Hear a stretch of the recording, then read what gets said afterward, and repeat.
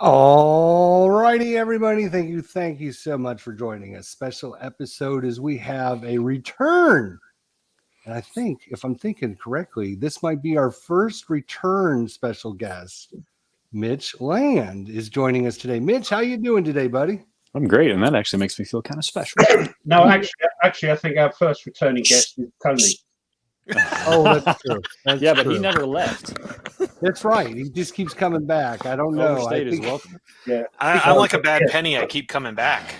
Well, it's great to see you again, Mitch. Because and as you say, the first returning guest. Likewise. Brilliant. Absolutely. If you're new to the War Room, well, welcome, first of all. Second of all, where the hell you been? Because we had our 2nd year anniversary show last week, which is a great time. And just to let you know how things usually go, we just sit around and talk war games, have a good time. I usually bring up a nice, wonderful subject. Tony talks about that subject for about 5 minutes, rambling on. And by the end of his ramble, he's on to a completely different topic. Ruff then chimes in with something and uses a word nobody's ever heard before, and then we get all discombobulated. That's how things run on this show. Would you Cheers. I don't add you. I might. Now, that said, Jester, I did watch your 2-year anniversary show, and I have some things to say. All right. One, I am happy to have passed Ruff's background check. That's true. Yeah. 2, I plan to get squiffy. Oh. Agreed. 3, Squiffy. if any of your wives need a T-shirt, I'm here for them. Oh my god! Oh, I love it! I love it. Oh. I'm going to take this off because I'm a little warm. Yeah, no, show it off. Show it off. Wow, Here you go. That's awesome. Show us your War Room pecs. Survivors Club. We got to get those. We got to get those on our store page right away. Yeah, We got to get those on the store page right away. Wow, that is awesome. I'm actually really proud of myself because I learned how to use my wife's silhouette, which cuts out the vinyl, and use the heat press to put it on there. All that good stuff, right? So. Well, I'll tell you, Rolf and Tony and myself, when we talked about having the wives come on, actually, we were all a little like, I don't know how it's going to go. They might be bored. It could be just terrible. How is this going to go? But I'll tell you what, we've received nothing but super great comments from people. Oh, I thought it was great. Yeah. Yeah.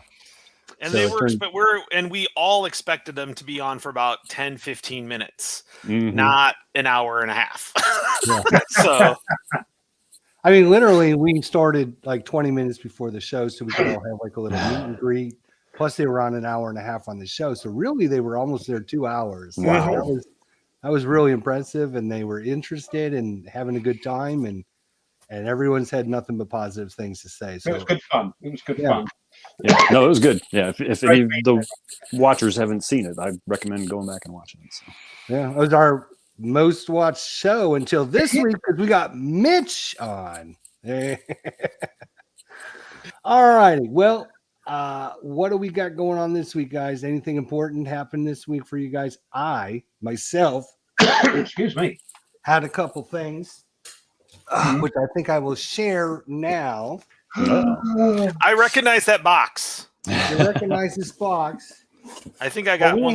We had a wonderful donation from GMT Games, and they donated Next War Vietnam for our War Room giveaway last week. And I believe the winner for this one was Wardrobe, because he was the first ever person to post a comment when me and Ruff started this 2 years ago. So we decided whoever the first person was, it was Wardrobe. So he won himself a copy of Next War Vietnam from GMT. Yeah, I hope he enjoys that. Absolutely. If only he had someone local to play with. Yeah. Yep. Or if you knew somebody that could help him with the rules or something, right? Exactly. I feel bad because every time I'm playing, I'll text Mitch a rule, and I'm like, I know he's gonna just be like, "What the hell is he texting me this for?" Because I'm like, he's probably like, "It's in the rule book, Tony." Right. The other package I just received was another one of our donations. And this was donated by Herman Lutman. And, very nice. He had donated a Magnificent Style Pick Its Charge game. And it's even kind enough to actually sign it for the winner inside. So, he's devalued it straight away then. yeah, straight away. He took the shrink off, and what's the man think? Well, no, it's only devalued if it's to a name, right? If it's just he just signed it. It's just ran. Oh, let's see. Right. It's really tiny text except for his signature. Like he wants to show off his signature. Yeah, he's got little spider writing, then a great big signature like that. Right. I will let Fred, who is the winner, actually is in the chat right now. Fred O'Sullivan. So I just received this from Herman. I'll ship it out after I play a couple scenarios, and then since the shrink wrap's already off of it, you won't have to worry about that. I'll never know. Well, bonus, then he gets a punched game. Right. He'll have it already punched and everything ready to go for him. So, so that was my. We're still getting our donations sent to us. So, guys, if you were a winner from last week's show, hang tight. Just hang tight until we get everything in. I did get a couple shipped out this week. I donated my own copy of Days of Days, which I shipped out already. And I'm just waiting on our donations to arrive. So everyone just be patient, and we'll get these out to you as soon as we can. Carl, you cheeky sod. Oh, yeah. I was about to say, we've got one game that they're going to have to wait because it's not even out yet. We actually have two. Yeah, that's true. We have two. We have a winner of Tank Duel North Africa, which was donated by a good friend Mike Butterjelly, who's in the chat. He's in the chat as well. Yeah, okay. He is. And so we're waiting on that for GMT to produce it and ship it out. Once I get our copy, then I'll ship that one out. And we also had another donation. Most Fearful Sacrifice, the new game by Herman Lutman. Flying Pig Games and donated by Mark Walker. So Herman Walker and Mark Lutman. Yeah. I always get these two confused. I mean, if you're not in the know, then you just whatever. Whatever. These designers are so picky about everything. They can be a little bit, can't they? They get on the show and all they want to do is talk about their stuff and what they've been doing. It's like, oh my God, we've heard this a million times now. And then we need a wide angle camera to fit our head. For their head. No, God bless you. God bless all you designers. Otherwise, we wouldn't have anything to talk about, would we? Mike Berticelli says it is shipping. So it is shipping, yeah. Yep. So I know I got notification Monday. I should have my GMT P500. So, that means a couple of weeks I'll get mine. I'm dreading next month. Oh yeah, because it's like all the Panzers and everything coming. Oh my God! Yeah, that'll be a light box. No, not on my credit card. It won't be. But, so that was my week. What about you guys? How'd you do? Anything good? Anything new? I actually, there will be two videos that will come out tomorrow. I'm not going to tell you what they are, but they are Halloween themed. One's being released at 8 a.m. part 1, and then part 2 will be released at 3 p.m. tomorrow. I know the one you're doing. You're doing Waffen SS werewolves versus zombies. It actually is not a war game. It is a card builder. And I specifically got it for this one, but that's pretty funny, Ruff. I didn't even think about doing that one. I could have done the Warfighter zombie one too. That would have been fun. Yeah. But no, this is a different one. So that's going to be coming tomorrow. I got those all filmed over the week. In there, it's a Halloween theme. So I was like, I'm going to just leave that for Sunday and just have it go through. I wasn't going to do any Revolution game ordering or MMP ordering, but I did. So, Revolution whole play 3 buy 1 went out. It's out the window. I'm done with that. Mainly because I'm afraid by the time I want to play it, it won't be in print anymore. That's the biggest problem. I'm trying, but I looked at the MMP and a lot of it I went, I can live without that till the next sale. So, I got 2 from there, and I said, "Hey, Karen, you got me these 2 for for Christmas." So we got Day of Days, and then the Greatest Day. So I got the Juno sword, and so I got those 2, and those will be Christmas presents. So she'll get those. As soon as I won't even open up the box. I'll give them to her, and then I'll forget about them until Christmas. It's kind of getting it this early. It's kind of nice because I'll forget about it, and I'll be like, "Oh yeah, that's right." So it kind of gets that surprise. But I did get Wilson's Creek and the Antietam Bull Run from Revolution. I got the boxed versions. Yep, that one. Yeah, one, isn't it? Yeah. I really and that one. I know I kind of rail on the map. It's not that. I love them. Love them. Tell him off. It's not a mute button. Yeah. It's not a deal breaker. It's not like it's horrible. It's just not my preference on it.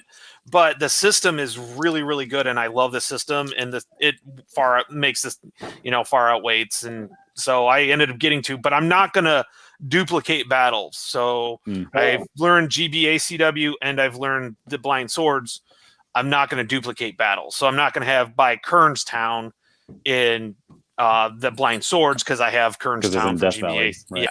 Yeah. Okay, so I'm not going to Tony, the whole show isn't about you now. Are you sure? Because moving along. It's one of those things I keep. But anyways, I had issues with the only reason why I'm getting that is I had issues with FedEx.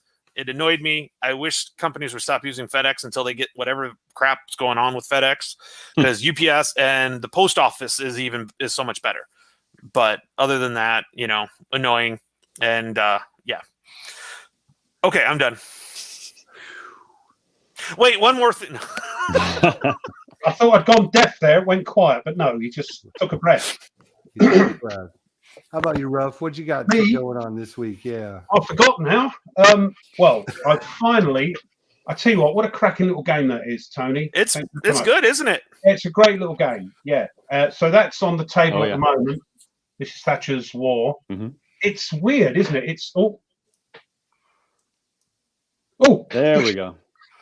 It's weird because it's like a States of Siege game back to front. Where you're trying to get to the objective rather than you trying to stop people. So I think he mentions that in the designer notes that it's sort of based on that. But a cracking little game. So I've recorded the setup and turn 1, and that's 50 minutes, just like your one. Because of the setup and everything, and you're explaining the first turn. Because even though it's not a complex game, there's a lot of little bits in it that you've got to remember. That's good. I received a couple of things in the post, not a game. These are very hard to get over here, but I've got me double 6s. Oh yeah. Yep. I've always wanted those, and the game store the dice shop over here has got them in stock. So I've only ordered 3 of these. Bloody hell! You have a dice shop? You have a shop that's just for dice? Just dice, yeah. Oh my God, you guys do they have the double 6 gravity dice that we can sip to tell? They don't actually. I did look up gravity dice. It went. I don't know what you're talking about, mate. So I did look at. I thought, should I get them? And the other thing, I've got. Where are we? There we are. Red Storm. Everybody is saying, get the cards. Yes. So I got the cards. They took 2 weeks to come. They cost me with postage over here about $22, about 15, 16 quid in old money. But the thing is, if you know the game, they see that's one of the charts. Yeah, you've got all the. You think, my goodness, look at that! Isn't that cool? Isn't that cool? Everything you need is on there. Love them. So they're great, aren't they, Mitch? Yeah, we don't play without them anymore. It's just and you get almost impossible. You get the Sam cards as well. So I thought for that money, the only problem is, of course, when they bring out the new one, P500. Will they bring out another deck of cards? I suppose they will. But, Baltic approaches. Yeah, I would assume so. Yeah. So that was that. That was all I received. So you'd be pleased to know I'm been a good boy apart from those 2 things. But yeah, we're having that out next Tuesday, hopefully. And if I get my game from Stratagem Arta, which I said they're sending me their new one about the Civil War, I'll do an unboxing of that. But I want to see that. I want to see a company that's not American and how they actually portray the Civil War. It's kind of interesting, like a Polish company doing yeah, that. they're Polish. So it will be interesting. You talking about the revolution? I've got Kernstown, haven't I? And Tweezers is teaching me GBOH, a great DBA CW. CWBG. That alphabet's really hard. Yeah, great. I sound like one of those sort of groups, don't I?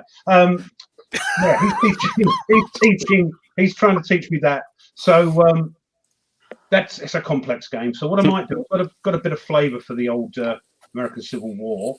So I might get out Kernstown and give that a go. And I love the map. I know you're a bit iffy about them, Tony, but they're so contemporary looking. He's fantastic.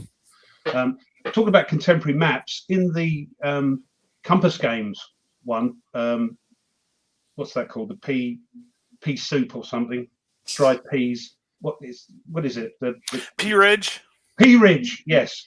The maps on that, I know they're trying to make them look contemporary and Bonanza-y like. It reminds me of Bonanza. Yeah.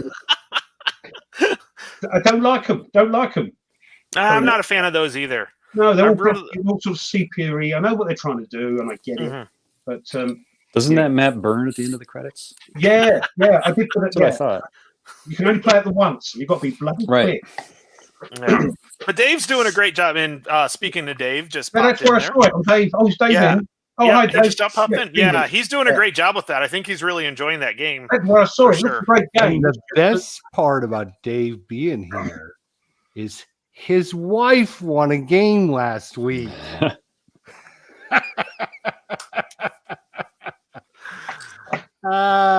It's one of the P500 ones, so we're waiting on it being shipped out. But it's great that the War Gamer's wife won one. Well, you know what's going to happen. She's going to go, "Oh, look what I got." Yeah, you might as well have this, love.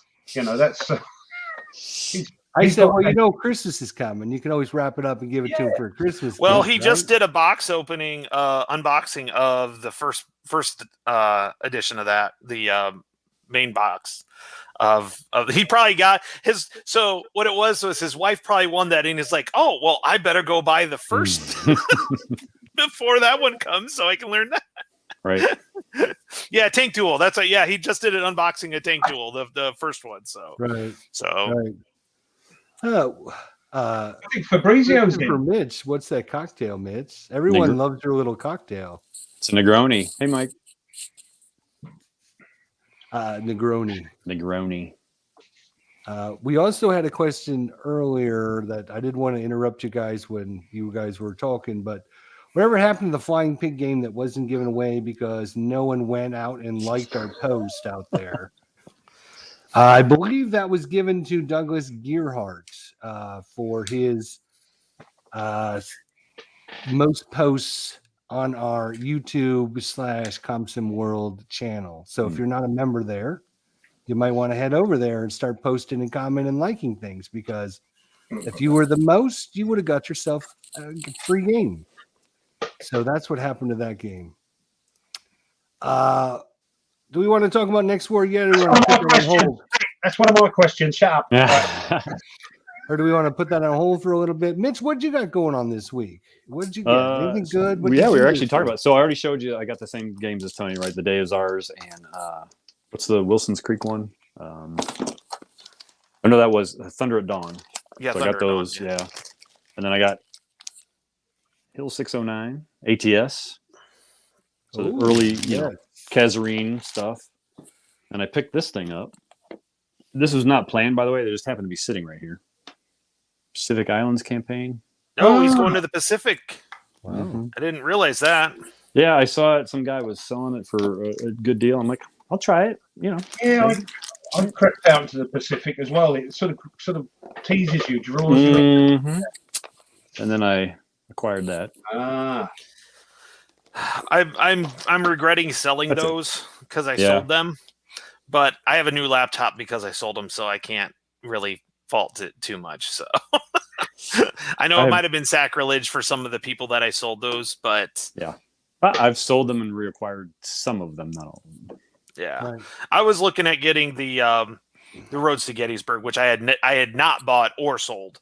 So like that one looked pretty good because of how much came with that one. So Sorry. Can you explain the concept of A, selling games, and B, buying them again? When you run out of room. Yeah. When you run out of room, you buy a shelf. I've run out of room. I don't know what I've got a little bit there, and I've got a little bit down there which you can't see, and probably with the old P500s will fill that up. Then I've got to get rid of my glass if that happens. They'll go on the top there. See, there's always where there's a will, there's a way. There's some money. So well, I needed a laptop because my other one was old, so I had to get rid of some of my games to pay for the laptop. And I've only reacquired 3 of them that I've sold, so I feel pretty good about that one. So you sell high, buy low. Yeah, I actually sold them for a pretty good price, and I actually think I bought them for less than I sold them for. So, well, fair enough. I can see if you're doing the old, buying and selling malarkey. I can see that if you sell it for a good price, then buy it back because it's now a few years old. I can understand that. Not on purpose. Not on purpose. Yeah. Sometimes it happens that way. I can't understand the selling bit. Right. But then I haven't got like you guys thousands of games. So yet. Yeah. What are you laughing at? I said yet. I don't know. He's got quite a few now. Did you see that picture of us when we first started? He had like 6 games up on his war shelf.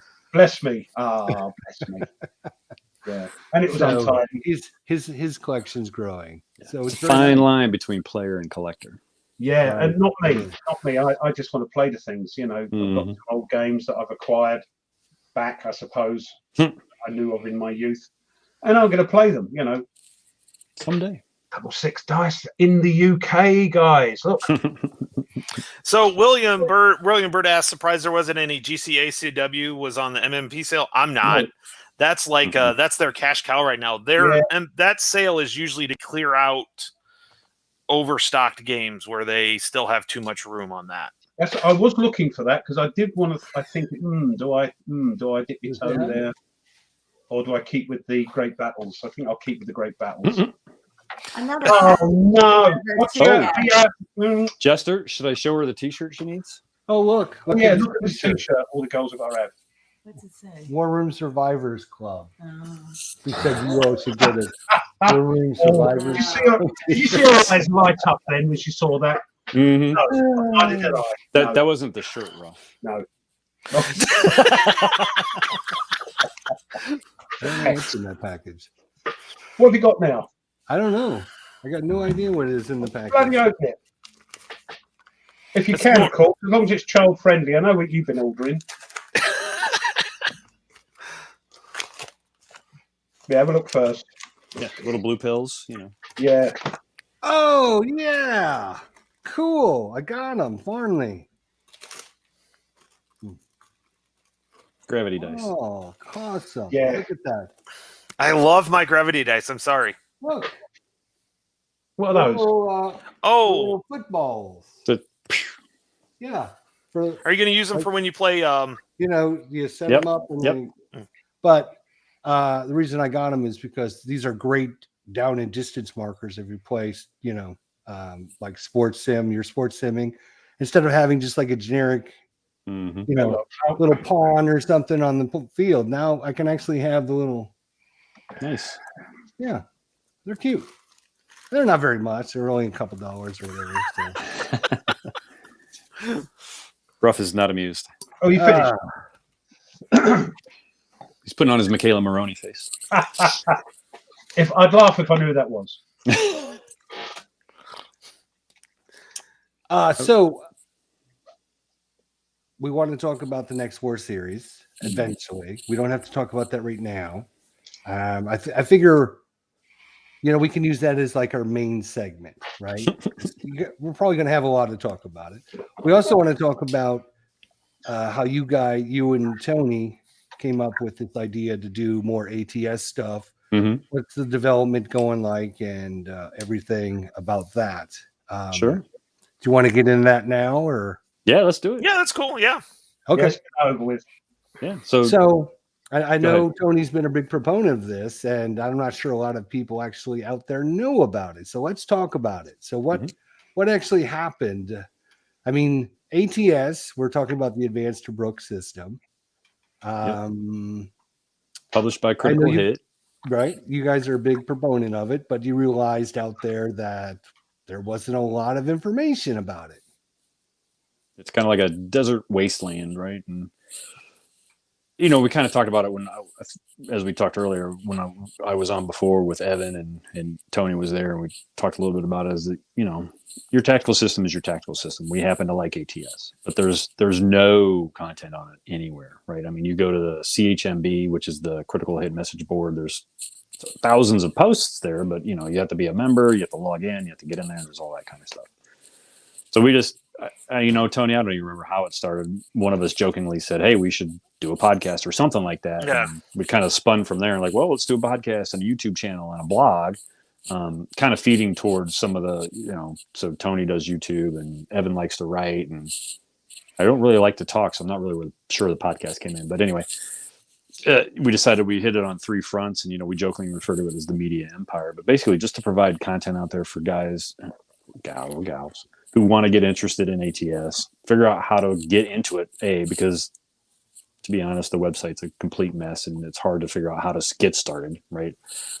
And then give some guidance on that. And then, you know, so we've slowly also started to do some tactics and some tutorials on some of the harder parts of the rules, and that's both video and written, you know.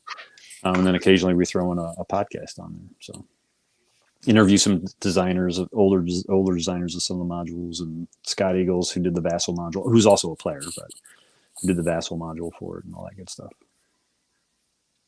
Tony, are you okay? You haven't said a word for like 5 minutes. Yeah, I thought, is he all right? I go in spurts. I talk in spurts. It's like school, so it's like spurts. So I talk, and then the kids do their stuff. And then I talk. So it's, you know, so that I kind of fit in there. No, and I also wanted to let Mitch kind of go about it, but it's really nice because we kind of got our, Mitch is great at keeping it organized and making sure we're keeping up on our stuff, which I need that because I'll get in a slump and not do stuff. And then all of a sudden, Tony, I'm like, crap, I got to do this. Where's that and video? then I get it done. So, but the solo bot was really cool. I really enjoyed that. I also learned some of the stuff that I wasn't doing right, which was kind of nice. Mitch has been very nice in making sure every time Tony posts a video, I'm in like 20 minutes later. Hey, here's the list of stuff you got wrong. and then he posts a correction. I was going to say, Tony, don't you send it to Mitch first? Well, he can see it before I publish it. Right. Yeah. Yeah. I put it on the YouTube on our channel, and then Mitch actually watches it. So Mitch and Evan are also part of that. So they can watch it and tell me what I did wrong. So I can say, and they go away and cry in a corner somewhere. Yeah, I usually cuss at him a few times before I go, okay, that sounds great, I'll fix it. Or, you know, I'll post a correction. But it's things that I think that a lot of people might struggle with as well. So to know that, hey, I messed this up, but this is how, you know, it didn't kill the game. Like, just because I didn't do it quite right, didn't kill the game. So if you're doing something quite a little wrong on some of the things, it's not going to kill the system. It's not going to kill the game. I had a great time doing it. But luckily, I rolled crappy. So most likely what I did wrong didn't affect anything. But the thing is, the things you get wrong, the little things, are probably the things most other people get wrong. So you doing them wrong and then going, actually, I've just been told by the powers to be, this is wrong. What you should do is this. And they go, oh, blimey, I've been playing like that for yonks. Thank you very much. So, yeah, getting it wrong isn't necessarily a bad thing for everyone. Because they're probably doing it. Some of them are doing it like that anyway. So, right. Yeah. So that's what, and then I have no problem throwing myself out there. I mean, if I had a problem with that, I wouldn't have a YouTube channel because Lord knows I don't get anything right. So, you know, but like I said, usually I roll like crap. So it really doesn't matter what I got wrong because it usually doesn't cause any casualties. So well, the most important part of this is for new people wanting to try ATS, try to find it out. Where do they go? Where do to you find start? out this information? Right. Where can they go to see your guys' information? I will put a gigantic Right. link in our chat here. Give me a second. I There are gotta 3 links, and you can Mhm. probably find it by Googling it. You know. Yes, but I'll put them up there.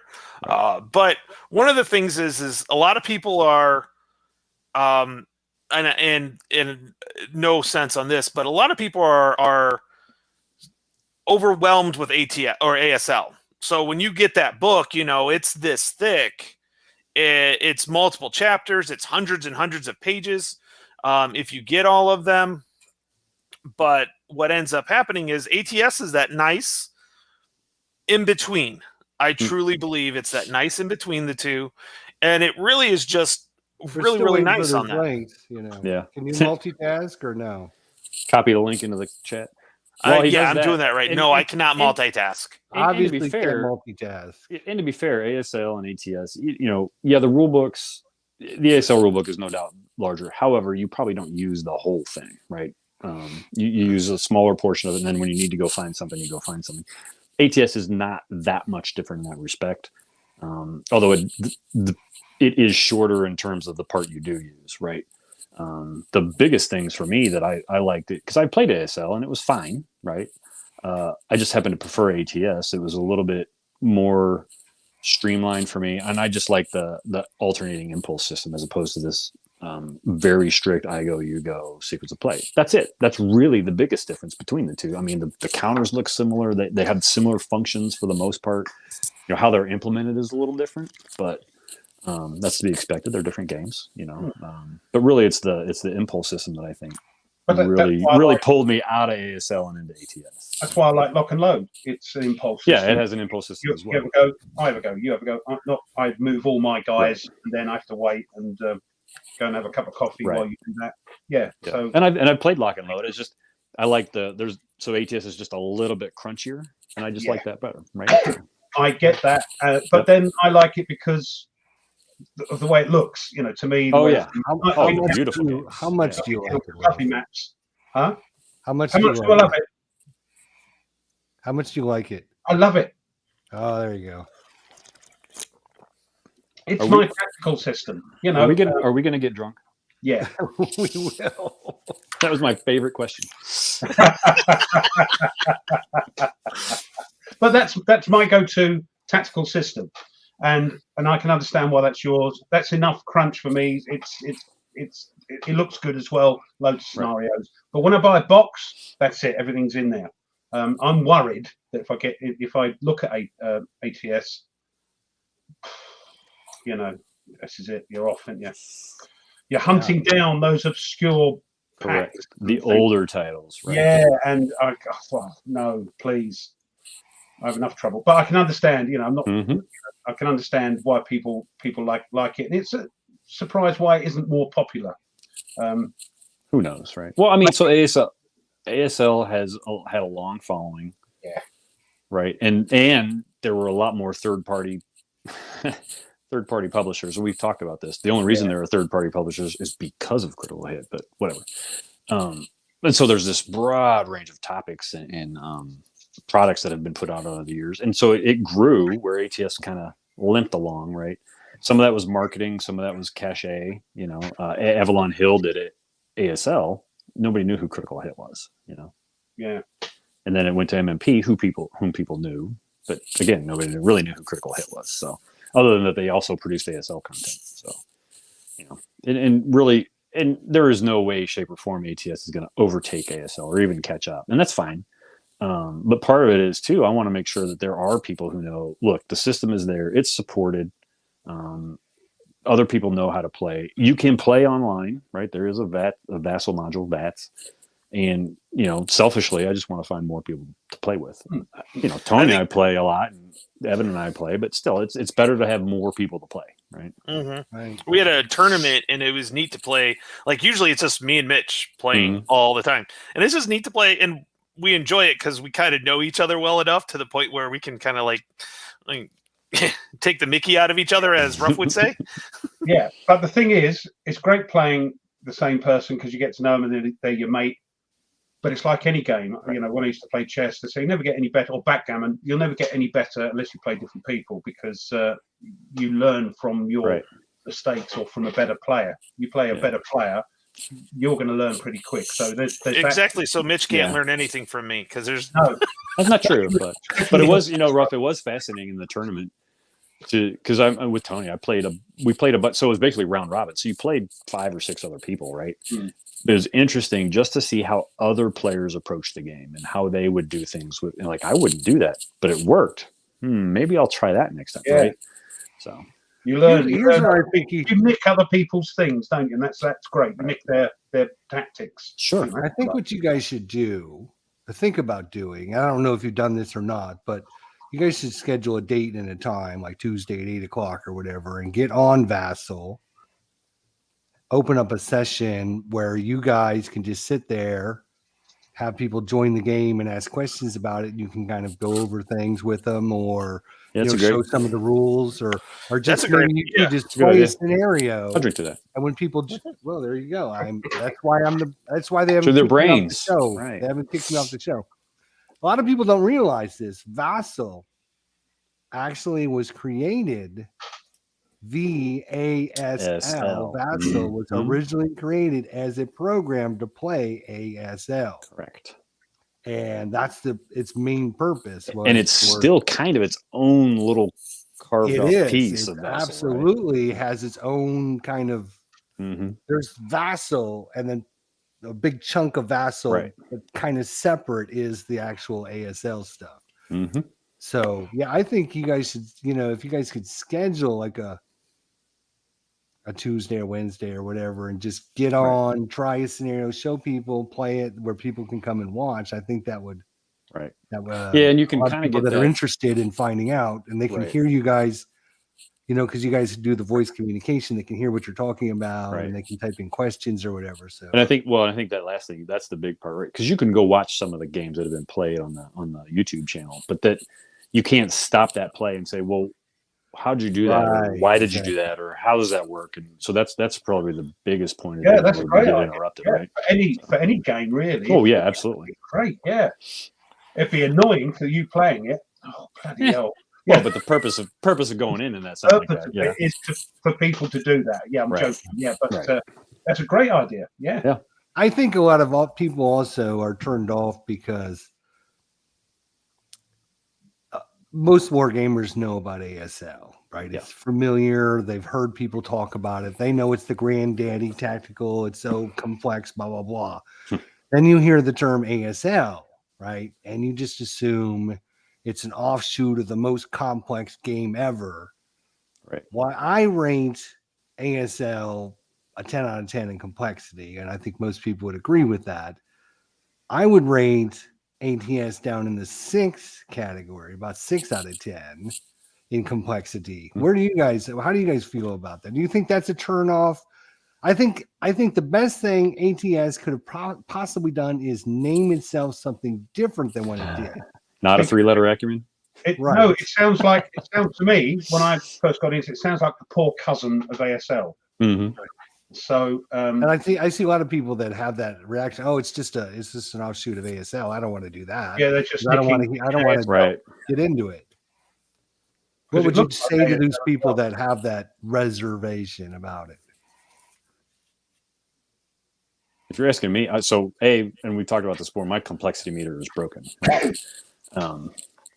Mitch is I can verify that. But I mean, I say that a pure infantry scenario in ASL is not that overly complex, really. It's when you start adding some of this either special terrain or special units or whatever, that's where it starts to get a little bit sketchy. If you add the vehicles in ASL, it really throws a complication. And whereas ATS, it's just a slight smaller lift. So yeah, I mean, if we're setting the bar as 10 out of 10, then I would put ASL maybe at a 7 instead of a 6, but that's quibbling over 1, right? And I would put lock and load at sort of 6, just And then I would go like 5 with lock and load, right? But yeah, somewhere in it's definitely ASL, ATS, lock and load, combat commanders down here. Yeah. Right? So it's one of those things that it's if somebody says, oh, it's just an offshoot, I would actually like to have a serious discussion if they've actually tried it. because yes, there are similarities, but it's also different at the same time. It's not really an offshoot. Yeah, the counters look the same, very similar. And that's the big problem. You've got to get across. The ATS is its own thing. It's got its own way of doing stuff, and you've got to get people out that mindset that it's got 3 letters that sound like ASL. It looks like ASL. The counters look like ASL. The rules are quite big, but you've got to educate, if you like, people to say no, this is different, and we think it's better because Right. Hey, there's a podcast episode on that.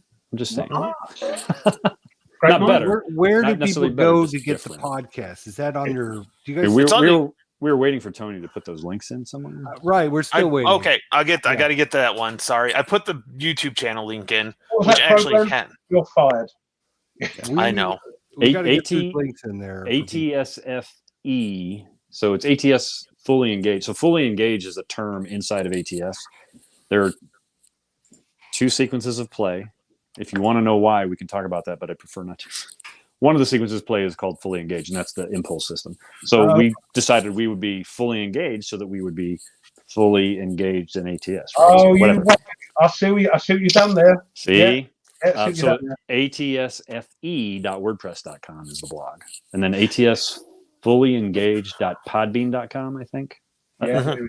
Yeah. There it is. All right.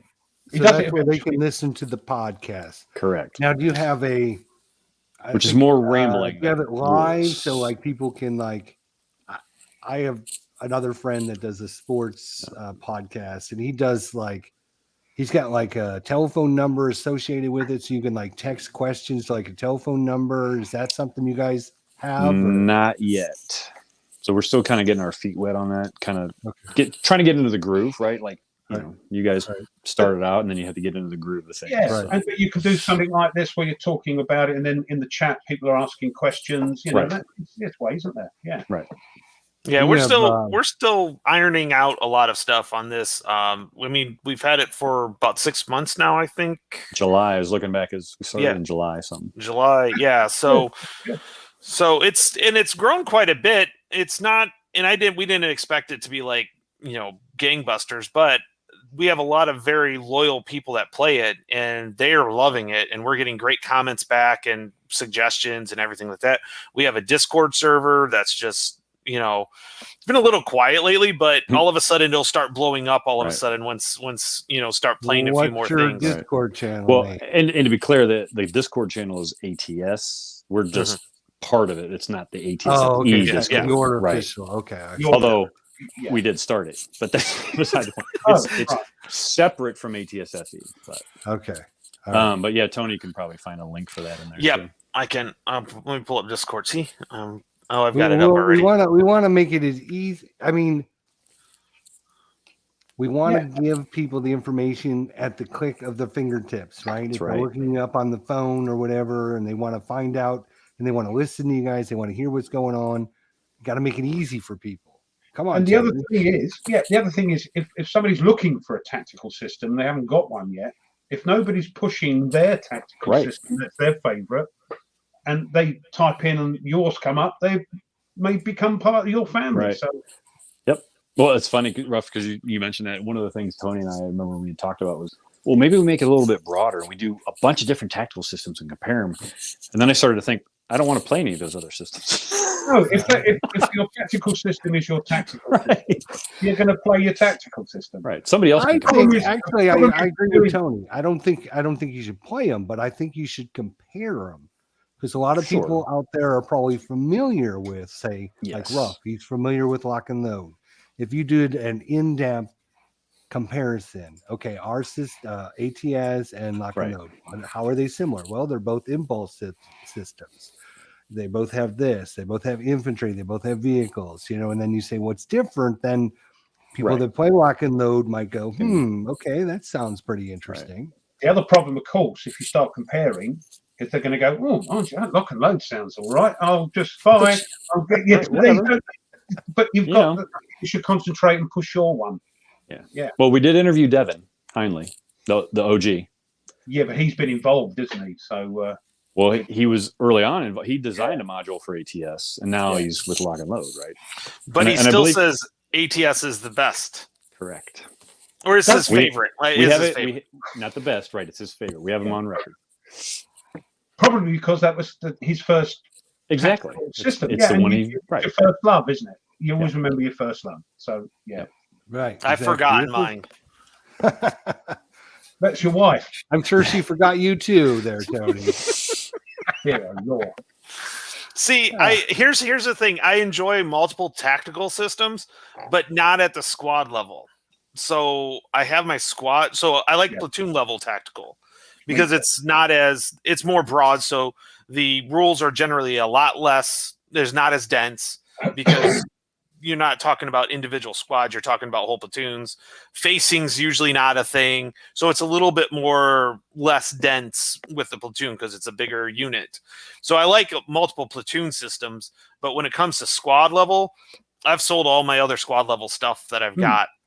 And I've strictly focused on ATS. Yeah, I agree. I mean, with squad level, there's not that many, is there? There's actually quite a few. There's Lock and Load. There's ASL, ATS. Is the last 100 yards squad? Last 100 yards. Yep. Band of Brothers. Band of Brothers. The Warstorm series. Old school tactical. Is Warstorm squad level? I thought it was higher. Is it? No, really? Warstorm is platoon level. But counters are squad level, though. Are they? I don't remember, honestly. So I'm pretty sure. Yeah. Tony. Yeah, I mean, that's the problem. There's a ton of tactical games out there. And what's interesting is how the tactical level has changed over time, right? I mean, right. I'm looking at GBOH, which is right here, and those were, well, not really units, but cohorts, you can call it, right? And then, which is a bunch of men. And then now World War II, now some games down to the fire team, and I've got, so Twilight 2000 years ago came out with a game that was man-to-man counters, and there's others like that too. Well, right? yes, there is one, isn't there? There's an old game that's literally man-to-man fighting. Last Battle was the one from Twilight 2000, but there are others, I'm sure. It's a World War II man-to-man. Yeah, that one I don't know, but yeah, I know what you're talking about. I just don't remember the name. Yeah, I can't remember the name. But you got Field of Fire, and is that Street Fight right, or Street Fight or City Fight or something like that? I can't remember, but it's literally man. But platoon games again, Nations at War, World at War, and Panzer Grenadier. I've got. Oh yeah, Panzer Leader, Panzer Blitz, yeah, Panzer X, Panzer. Well, Panzer. Those are squads though. Panzer, MBT, those are squad and individual vehicles. MBT is another squad one. I'm waiting for. That's single tanks, isn't it? So and Panzer. So go like MBT. Huh? I like MBT. Obviously, Panzer competes with ATS, but I like MBT. Yeah, and I'm with all the advanced rules and most of the optional rules. That's the thing. That's another thing I'm going to ask you. So for the next war, so just thank you. I've just got to put that down here. Write it down. Segue. We'll get to that. Because I'll forget. Otherwise, we'll get to next war series in a little bit. So rough. You have CRS like me. Can't remember shit. Who said that? No, I can't. I have to. Get you 3 new subscribers to the YouTube channel. Oh wait, no, we're at 4 subscribers. So woo-hoo. Nice. What's that? On the YouTube channel. What on the old ATS? Oh, well done, chaps. Nice. Yay. Yeah. Yep. We're up to 87. So let's get them going. Let's all the good comments. Minden. All the bad comments. What about Minden? What do you reckon on Minden? They sort of adapt the ASL rules and make them a little bit more playable or easier or more accessible. Minden games, they do that to ASL, don't they? Don't know. Is it just me on that one? It's just me and Custer on that one then. Are they the ones that did the retro? Yeah, I think they've taken the ASL. I'm not sure if they've taken the ASL game rules and made them a bit more. Right. Oh, that's the retro. Yeah, that's the retro. Did right? a retro. Yeah. Which Todd did a few videos on that. Took them back towards squad leader as opposed to advanced squad leader. Right. Gotcha. Okay. Yeah. Excuse me. So you mentioned the reason you got into ATS as opposed to ASL. I don't know if you listened or I mentioned this last time. I originally was a ATS guy, switched over to ASL, and then kind of went back and forth a little bit because I liked both. But then the problem was you didn't have as many players playing ATS, which you run into a problem because it's like I'd rather play this. If I go to my game convention and there's 50 people there might be one or two that play ATS, but there's 10 or 15 that play ASL. Right. The more people we can get into it, the easier it is playing people, finding people, and enjoying, playing it. Right. Or when you post, hey, I want to play ATS, you don't get, what's that? Yeah. Have you got the letters ran the wrong way? Yeah. I had all of the ATS stuff in the beginning when it came out. I had the Normandy one. I had the Berlin one with the huge Berlin is huge fantastic. maps, Yep. and I tried to get my buddy into it, and we ran into all kinds of line of sight issues with the bridges that went over the rivers, and the was through the woods nightmare. And so then he got frustrated. And there wasn't a lot of resources back in the 90s. You just couldn't get on the internet and go, hey, what, you couldn't just ask these questions anymore. So, well, now we're here. Now you are here. So and I'll tell you what, guys, I shall never, ever forgive you. I'm trying to ignore ATS. It's going in one and I'm trying to ignore it. I'll never forgive you if I go, I'll just give that a go. I'll never forgive you. I'll get on Second Chance Game and send you a box. Mail ATS to Rough. If somebody's interested in starting ATS, yes, I was on their website. Oh my God, that's here's on our blog. Here's the issue. On our blog is a getting started article. Okay, somebody needs that because literally yes, it's a mess. It's a mess on their. They don't give a monkeys, do they? They're like Panzer Grenadier, Avalanche Press. They're like those. We do what we do, and if you don't like it, sod off. Well, it's worked. It's worked for 20 plus years, so it must be working. Okay, that's the answer. MMP have started to realise that's not how it works, and they've started to tweak things. They're doing a European postage delivery now, and they've come kicking and screaming into the 1990s. And I mean, I get it. It's a two-person shop, right? It's Ray and Maureen. So yeah, I know. It's hard to answer your emails. It's they're actually pretty good about the emails. Relatively, yeah, they're actually pretty decent. The other I said, hey, I don't have these. This didn't come with it, and they're like, oh, okay, here you go. Here's the PDF. Yeah. The other thing that can be kind of a downer for people. War gamers to get into ATS, and I don't know how you guys feel about this, but to actually get the rule book, you have to buy that separately. What is all that about? That's ASL. That's ASL.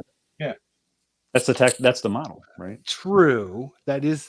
I mean, but if I'm coming from say Lock and Load, where I can download their rule book 16 different ways from Sunday, I can get a voice recording of somebody reading me the rules, and then I go to say ATS and I go, oh, I've got to buy this and I got to get the rule book. I mean, I got to buy that separately. My guess is Lock and Load adopted a different model, right? But also all of their games are self-contained. Yes, right.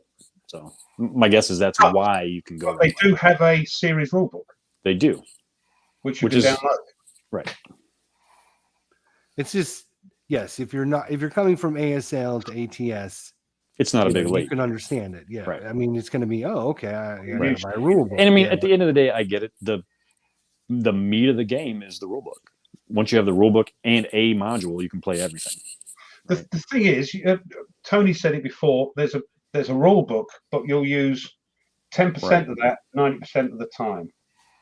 Right. Is that right? Well, because the other side of that coin is you can buy the rule book. You say the rule book was available for download for free.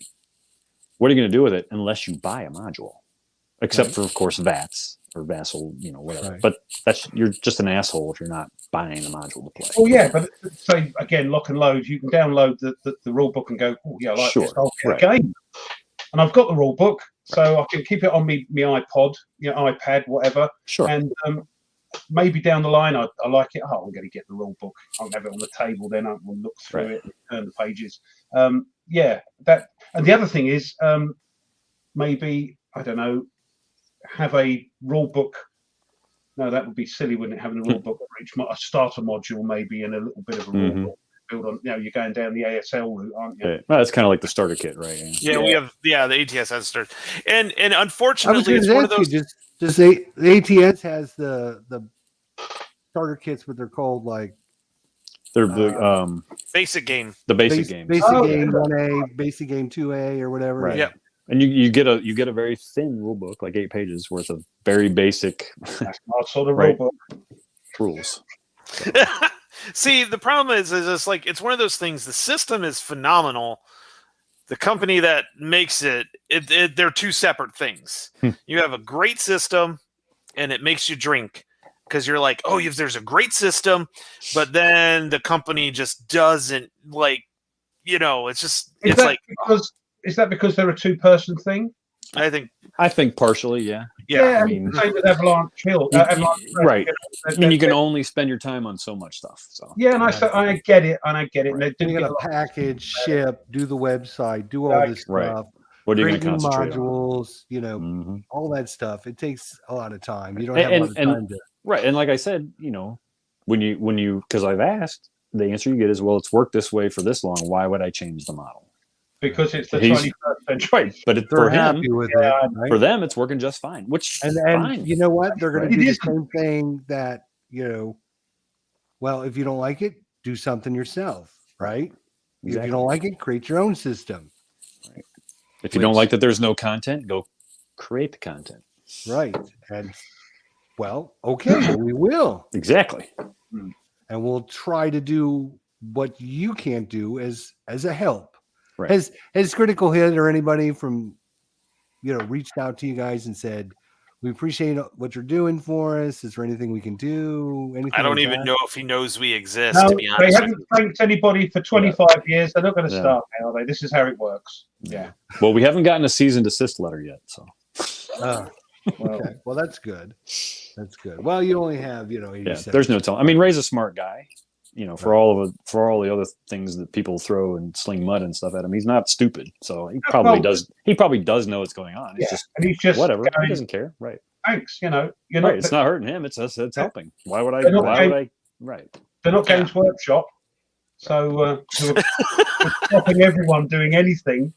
So Right. I can't understand even videos about their products. I can't understand that. Well, I for one, I don't know if you know this, Mitch, or not, but I started my YouTube channel doing ASL videos because there was nothing out there for ASL. Really? Nothing. Okay. And I actually created 3 different series of ASL tutorial videos, using Vassal and going through the rules and doing all that stuff. So I now look at ASL. appreciate where you guys are at in your process. I finally got to the point where it was a one-man show. Right. I was getting a lot of great feedback, but I'm like, it's really not helping me at all, because what you guys do doesn't help you. It helps everyone else, right? Yeah, It helps Tony because he's learning lots of new rules. How many years ago was that, Jester? That was about 8 years ago. I started. Yeah, I think they're just recovering from that now. Right. Well, so I mean, part of the thought process of going into it was like, I don't want to do this myself. Yeah. And so that's where I kind of recruited Tony and Evan, and it was more organic than that. But it's not like I said, "Hey, let's go do this." But it was more organic. But I knew I didn't want to do it by myself for sure, because now we can offload. And like, I'm busy this month. You guys, you got to carry it, right? So, Right. Yeah, well, there's other people in the team together is what you really need. than other people. Right. So yeah, good. Right. Yeah, you need a team of guys, because between the podcast, the web, the YouTube channel, the website, right, creating your content, doing the podcast. I mean, it's Yep. And you guys having know a full-time job and trying to do this stuff on the side is just Yeah, we creak along, and I don't know how we get this out every week. So you guys are doing a good job. I take vacations. That's how I get it through it. So, Mitch, speaking of Tony taking vacations, he's like, he's a part-timer here on the show. Is he like part-time over there too? Like he shows up when he shows up. He's not around when he's not around. Well, you know what? The funny thing is because of the nature of the way we do it, it doesn't really matter, right? He produces videos, which doesn't really need Evan or I to do that. The podcast we kind of handle as if we're all there, we're all there. Otherwise, you got us, right? If usually it's two of us at least, right? But if somebody happens to have something going on, and that's when we could get our guest on, then that's when we do that, right? Yeah, thank goodness for guest day, Jester. Exactly. I haven't been asked to come on. How about you, Ruff? No. I'll be going. No, don't tell me about it. Stop it now. So, yeah, I know nothing about it. ASL. I mean, my father had squad leader. And he said, come and have a look at this. This is really complex. And I looked at it, and I don't know how old it was. And it was like that small writing and, and these maps. And, yeah, I did have a look. I think you could get some ATS stuff at Noble Knight, right? They're a redistributor. Redistributor, yeah. Is it best to get it from a third-party retailer than from the manufacturer, producer, designer? Yeah, in this one, it doesn't matter. If you're looking for the older ones, you'll have to go to Noble Knight, right? Yeah. Yeah, they get secondhand stuff in, don't right. they? Mm-hmm. Are the prices different between, say, Noble Knight and Critical Hit? Not if you use the 30%. Right. Every Friday, there's an emailer with a 30% coupon. Right. If you sign up for the email, if you sign up for the Friday emailer, you get a 30% coupon. Good for that weekend only. But do they send it out and you get it within a couple of weeks? Oh, the game that you've ordered? Depends. That depends. Mitch, take a drink on that one before you talk about that. It's sounding like Avalanche Press. People have ordered stuff and 2 years later it turns up. Most of the time, yes. But I'd probably say, what about 95% of the time? Yeah. Part of it is we go back to their website is, yeah, you said it was in stock, but what does that really mean? Right. Is it in stock or is it print on demand? Wrap it, address it, get to the post office, ship it out. I mean, yeah. And for the most part, they're relatively clear about, hey, if you order this, it might be 3 or 4 weeks, or if you order this, we have it right now. It's where the squishy stuff is that's where you'll run into an issue, like I did recently. Right. But not really through any fault of mine or theirs. The communication was a little lacking, but I mean, at the end of the day, I got my Hill 609. Right. Although I ordered Kohima, but whatever. Is that a new one, old one? That is relatively new. Oh, yeah. Right. Yeah. I tell you what, I know it's off topic, and I mentioned them earlier, but these things I ordered from, is it Gamecraft? Yeah, Game Crafters or whatever. I ordered it, and they said, "Okay, thank you. You're in a queue. Yes. You're number 296." I went, "Oh, blimey." 2 days later, they said, "We sent it." So, and that's actually fast for them, yeah. Yeah, and the quality of these cards is really good. So I was a bit worried about doing it, but yeah, that's why I'm worried about ordering from people across the pond. Guys, I'll order again, so I've got no worries about that. But no, they did a really good job on those. Yeah, but the reason I mention it is to segue into ATS. If people from my part of the world across the pond want to order from Critical Hit, I don't think Second Chance do any ATS. I could be wrong. I don't know. We have internet. Funny thing is, we have international players and people from over in Europe. Where do they? And actually, Hong Kong too. We have a Hong Kong player. Yeah, that's so. I don't know where. Critical Hit will ship it to you. Oh, sure. Anywhere in the world, it might cost you $100, but they'll ship it to you. Yeah. So, whatever. I mean, they'll ship it to you. All right, I'm not going to spend all day talking about this, but I think it's important people know what's going on with you guys. You guys put a lot of effort into it, a lot of time.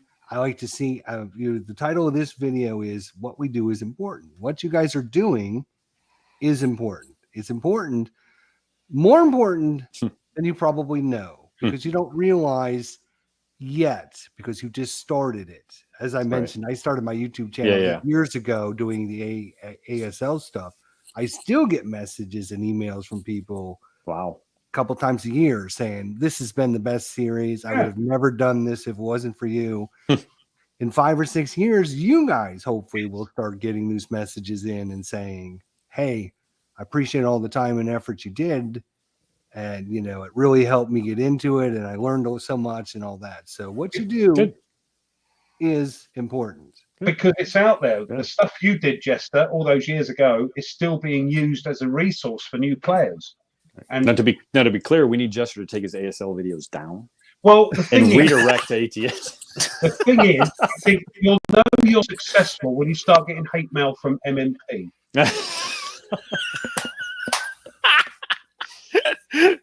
And why we do this is important from you guys. You're pushing forward something that's important to you, a game you love that doesn't have much presence out there in the old interweb. And as you say, a couple of years' time, look at us, we're still going. I can't believe it. Right. A couple of years' time, ATS may be on everybody's lips the same as ASL, and people will. That's another one in the slot for tactical warfare. First-class citizen instead of second-class citizen. Well, it's just we one. hope. Yeah, no, I hear you. You know, keep going. You keep continuing it. You keep expanding it. You get more people that are interested to help you. You know, and it keeps I would say growing. about once a month we get somebody that's like, "Hey, I'm kind of interesting. What should I do?" And then, I mean, we had somebody on BGG come up and say, "Hey, I've been thinking about this," and then, you know, so I think it's starting to really, I think it's starting to do what it's supposed to do. Don't you care? And we did have a guest blog, right? For the CWAT stuff. Yeah. So CWATs, so you can get the Great War stuff as well. So it's not just so I really do love the system. It's really, really great. And it's obvious. Yeah, and that's great. Yeah, it's like, and I'll tell you what, after using the solo bot, I'm still gonna get more stuff going on that. Because how's that going? Has that been tuned and finished? And I would say there's a few things that are odd, but I've finished my series. Next time I'm going to do better tactics and not just I'm going to go with the fact that I was showing the system off. Who designed that? Who designed that? Ooh, I know it's one of the. It was somebody. It wasn't like it wasn't. It wasn't from ATS. Ray. Yeah, I know it's based on the thing I've got from Lock and Load, which is based on the thing from. I don't know who did it, but I couldn't. I know. I've seen the name. I couldn't pull it out. No. I just want. They're happy. We're gonna switch subjects because I know a lot of people are gonna talk about next war series. I know Ruff wants to talk about. Never heard of it. No, I don't know who it is. We have the most knowledgeable person on the planet. Thank you. Thank you so much. I appreciate that. Before we actually start, don't even try it. Don't ask me. Before we actually start, we guys. We're usually just a bunch of goofballs and everything, but I want to share two very nice things. Okay. Oh, you're not going to give us. I actually want to be serious for just a couple of minutes before we get into it. All right. So, last week we had our 2nd year anniversary show. A lot of people won games. We were having a good time, blah, blah, blah. Right. I actually had one of the winners who had heard that Chris, one of our good friends of the channel, was going through a rough time, having some issues, wasn't feeling well.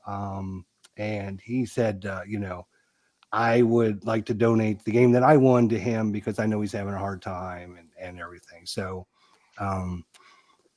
it's just, you get things like that make you feel good about, the people that, we have as our guests and the people that have come to the show and everything. And I got an email from somebody, and I'm not going to use their name because I don't know if they want me to spill their beans or whatever, but we're talking about what you do is important, right? And so hopefully eventually you guys will be getting these messages as well. And I wanted to share it with you guys. All right. So again, I'm not going to use names or anything, so I'm going to have to kind of paraphrase everything he went through. So I just want to give you a little bit of info about myself. I've been watching the War Room for some time. I actually came across your channel by luck a few years ago, about 3 years ago in my old house. I was going through a very tough time where I couldn't sleep. I have PTSDs. And I was up all night in the early hours, and I came across one of your live streams you were doing.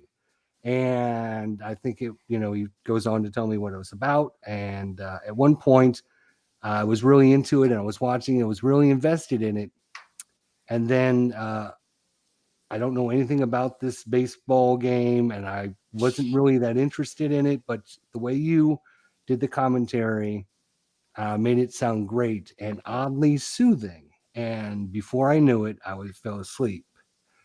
After a few weeks, I used to tune in to listen to you if I couldn't sleep, and I would find myself calming and soothed by you and be able to sleep. So I love the show. You three guys are awesome. I can't thank you enough for everything. I just wanted to let you guys know this information and what a great community you have built up. So yeah. Nice. Thank you to the person that shared that with us. I think it's very important. We understand, what we do today, we don't see. We don't know how that's going to affect somebody. Maybe 5 years from now, they might see this and go, oh, I didn't know anything about the Next War series. I've been looking for a game like this, and it's perfect for me, and now I have to buy it. And we don't know what's going to happen in the future. But you never know who's watching, and I've said it many times, and that's why I get a bit squiffy, because I love you all, and there's nothing you can do about it. Cheers, everybody. But that's why, because of things like that. This is the only community. And okay, there's a few. There always is. But this community is so sort of supportive of each other, of people that make the videos, of the chat, and it's wonderful. So cheers to you all. Yeah. And just keep in mind, if you get 1,000 views of your videos, you might have maybe 10 people that you affect some way positively. Mm-hmm. And there's only going to be maybe one of those people that mightn't even take the chance to send you a message. So the one message that we do get, you got to think there's at least 20 or 30 other people that somewhere along the lines you guys have affected. But for me, the one message you get is the reason you do it. Yeah. Right. Exactly. Right. Exactly. All right. So let's talk. I just wanted to share that with everyone. But I can understand why people and Tony have been doing this for a couple of years, and hopefully we've somewhere along the lines we've made some people's days. We made it a little easier if you're going through a hard time. Hopefully, we just made a positive influence on you in something, in the last 2 years, and hopefully we can continue doing that. So let's talk Next War series. What's that then? Let's do it. Can I ask my questions before we open? Because maybe some of the questions they want to ask, I've got them here. Sure. Go ahead. What's next? Come on. I don't. You designers are all the same. Well, I can't say anything. Oh, this, that, and the other. Or it might be hot, might be cold. I don't. Right. Just tell us.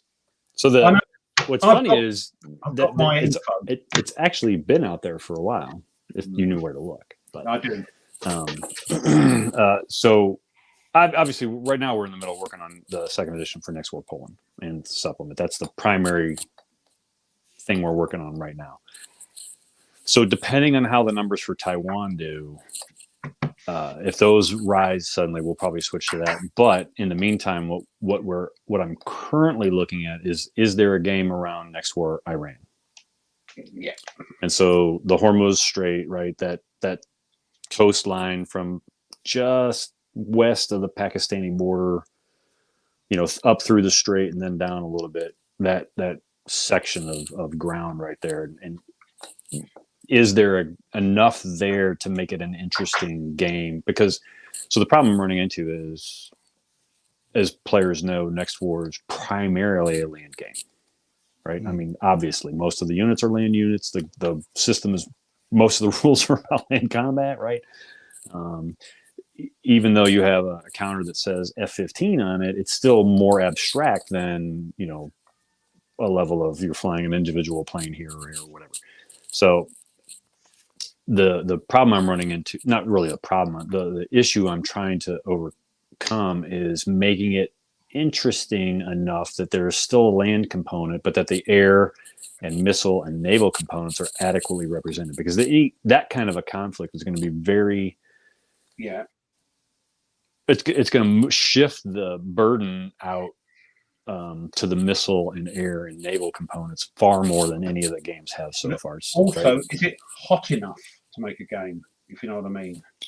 Right. So over the years, I've gotten lots of questions about it for sure. Right. And there's, you know, 3-letter acronym agencies who have asked about it as well. So that's part of the driver too. But given some of the input from those guys of, you know, given this scenario, this makes sense to us. Right. And so that's what I'm kind of building it on, is this is what happened. So like a little blurb of a lead up to a scenario. This is what happened. Now it's up to the Western world, or whatever, however you want to categorize that, to go take care of the problem. So Sandy, that is what's next. Sandy. Right. The other thing is their next war, and I don't mean this in any, I'm just things that crop into my head. Their next war, these could happen tomorrow. Yeah. Sixth Fleet, when it came out, and the other games could happen tomorrow. I'm pointing at my shelf. I know. I've got it as well. I love them. But what will happen 5-10 years down the line? Drink. Oh, God. Yes. All right. Cheers. What I'm saying is, I've moved on. Do you know what I'm sort of saying? Yeah, is that no, I can't do whiskey. That's the only thing I can't drink is whiskey. I can drink everything else, lighter fluid, you know, terps, everything. But I'm sorry for your loss. Yeah, but whiskey I can't. But what I was saying was, is next war in danger of turning into a what if could have been? And what I'm also saying is, will you adjust it? Will you update it? Will you bring out new rules and counters? Is it an ongoing thing? So you see what I'm saying, yeah?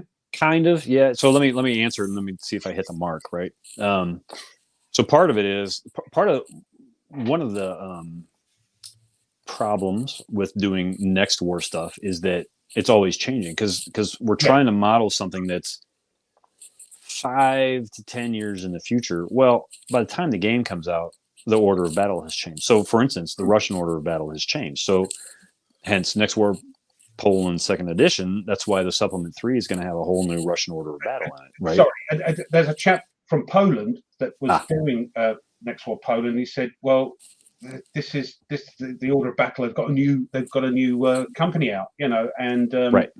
And so the Polish order of battle has changed, and we're adding some units there, and so actually they're a little bit more interesting. And of course, my information is based on public sources. Yes. Right. So it's kind of based on what you can glean out of news reports and Wikipedia. And there's a resource, we talked about it last time, I think the IISS, International Institute of Strategic Studies, IISS, that publishes stuff, right? But the problem is it's constantly in flux. And so you're trying to guess where they're going to be in the next 5 to 10 years and based on where they are now. And okay, fine, this is what I think it's going to look like, right? So like the Russian order of battle will change. The Koreans are getting, the South Koreans are getting a whole new order of battle. Well, let me walk that back a little bit. Not a whole new order of battle, a different order of battle to kind of reflect some of the changes they're making. They're getting weapons and things like that. They are, but they've tried to start to reorganize as well. They're trying to move towards a brigade system like the U.S. has, but they're very slow, right? And so it'll partially reflect some of that. But we're going to add in their new KF-21 that they just announced. Well, they've been working on it for years, right? But it's their version of a. Strangely enough, it looks a lot like an F-35. I wonder why. But you know, but it's South Korean built, South Korean missiles, all that kind of stuff, right? Yeah. So we'll add those kinds of things in.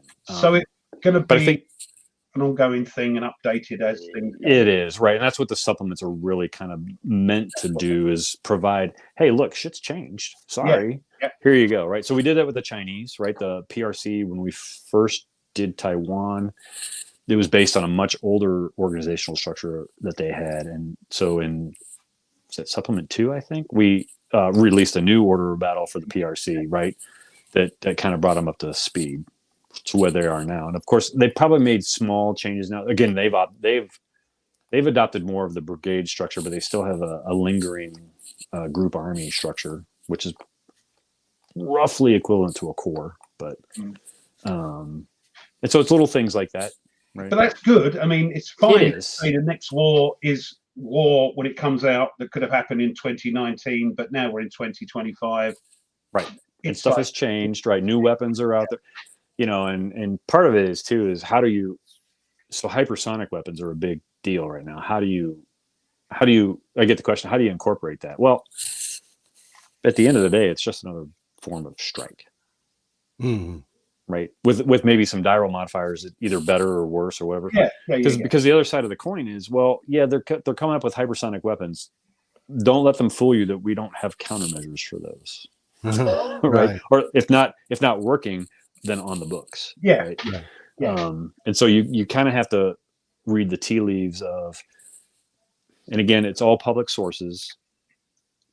The defense industry is as good at marketing as everybody else. Oh my God, they have a super weapon that's going to kill us. We need more budget. Yeah. Okay. Right. But it is. It's like our immune system. It's exactly. Like we just keep one step ahead. And they're not wrong. No. Right. No. But But how do you incorporate that into a game? That's right. But that's why I actually prefer diral modifiers, because now at that point you just say, look, hypersonic missiles, it's just a strike. You can now do strikes as a hypersonic missile. Oh, but you applied this DRM. Right. So now it's still on the strike table. That doesn't have to change. It's either easier or worse, or but if you have this defense mechanism, well, that's this diral modifier, right? So now you can work the spectrum, which is one of the advantages of a D10, right? So 2D6 or 2D10, there's a bell curve. Yeah. Right. 1D10 or 1D6, you have an equal chance of rolling anything, right? Yes, so, right. But it's good. No, so you're talking kind of about this, right? So I'm old. I got to take my glasses off to read that. Sorry, I just want to say you've got your work cut out. You've got no time for advanced Tobruk system. You're working on this. No. Okay, over to Fred.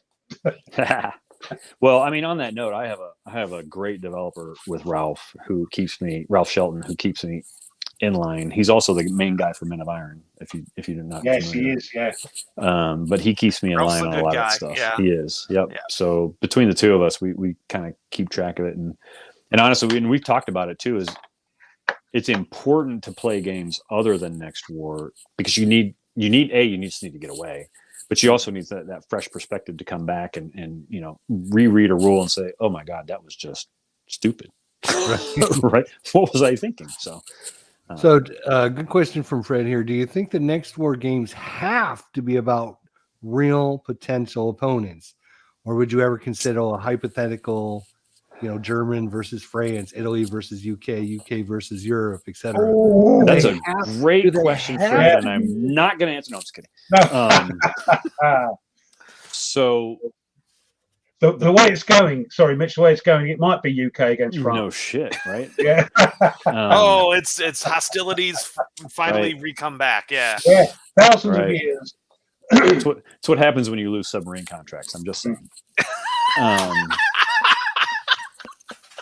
They have got the arsehole, haven't they? Yeah.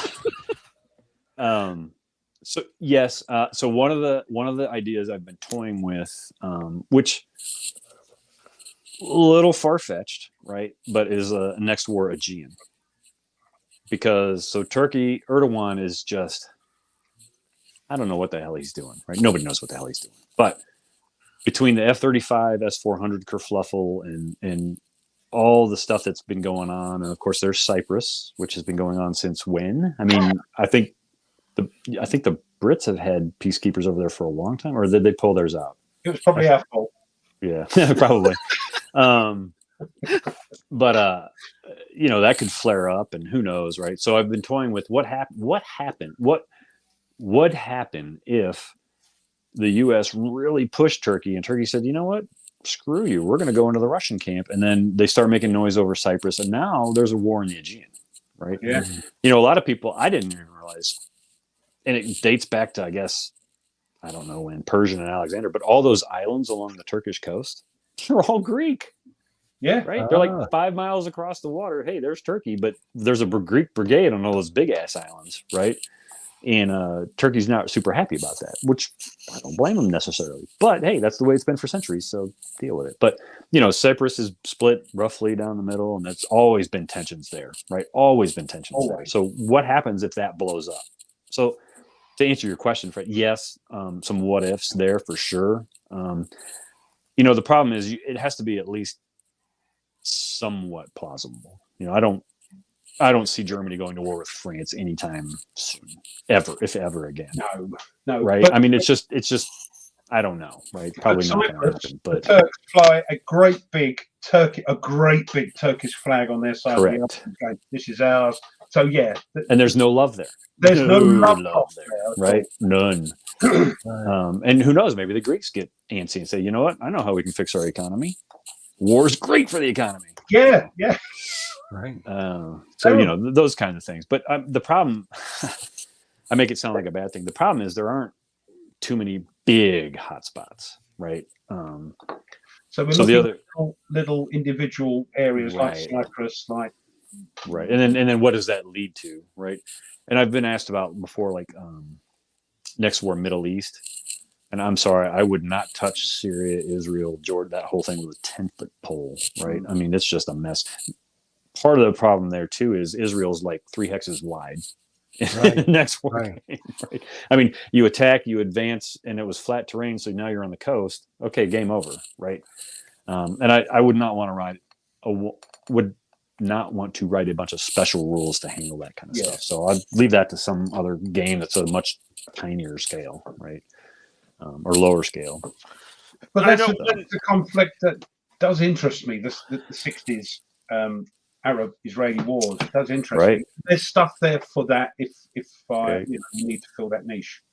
BCS, Battalion Combat Series. After Aracord is the Yom Kippur War, which is 70s. But I was going to get the Standard Combat Series. No, there's a... Although I do like those. Everybody goes about SCS. We talked about this a little bit ago. SCS, but I do like. Well, I like Yom Kippur. Heights of Courage. Yeah, people is okay, right? Yeah. It's not bad. It's just it's okay. But I do own them. So there's that. So that was the one thing I was. So when I first got into the Next War, when I was playing that, and I was, meeting Mitch and everything like that. That was like, I was like, where could there be another conflict? I was looking at South America, and I'm just like, because I had heard an interview with Mitch. He said there's just not that many really hot spots, and everybody wants to do, Next War Iran. And I've heard Mitch say there's just not enough there sometimes to do one of your series, like a smaller series maybe. But so I'm like, when it comes down to it, you kind of just have to take what you got and tweak it. Well, and part of it is too, like, I'd rather buy a supplement than another game, Mitch. Right. I'll have to keep that in mind. I hear you. Well, and part of it is too, like, people ask me a lot of the time, well, why aren't there hex maps for the Baltics? Like, have you looked at a map of the Baltics? You're talking about 2 or 3 more hex maps just to put the Baltics into the game. It's huge, right? Yeah. We call them small countries. It's a massive area, right? It's small because there's not a lot of people and a lot of stuff. Right. So you have 3 maps, and you know how many active battalions those 3 nations have between them? Or at least they did at the time? 19. Oh, geez. On 3 maps. Okay. What's the point at that point? Right. So, right. Who cares? Nathan. I don't know what Mitch is going to answer as the designer, but I know what I'll answer. Game, if nobody's played a Next War game, right? Yeah. Is there one that's a little bit easier or dumbed down? Which one would you recommend for newer players? We never dumb them down. No, never dumb them down.